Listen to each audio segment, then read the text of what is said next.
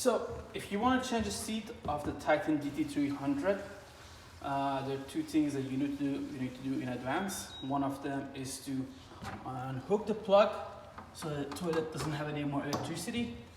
Close this over here, and then you just grab this from the back, find the hook, and pull it up.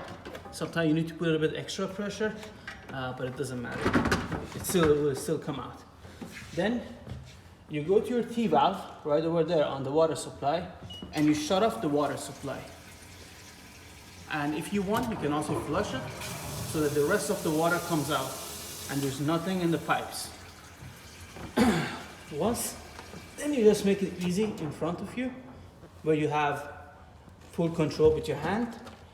The biggest pipe goes to the water supply. It's connected to the middle one here. The normal size one is on the right side when you're facing the toilet, goes to the right one here. And the small pipe goes to the left hook up here. Once you're done with that, this is not, if this is unhooked, then you just go back and have the backup battery hooked it up. Hook it up, and it goes like that.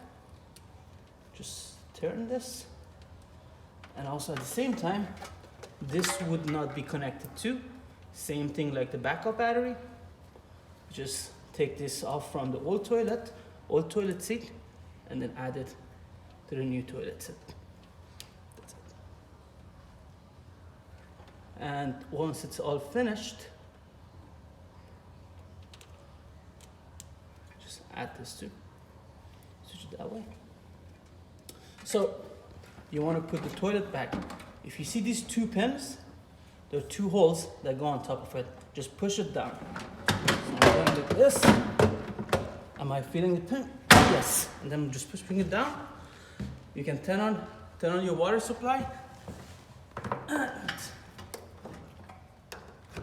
plug the toilet again. Toilet is connected. And it will start to work like this.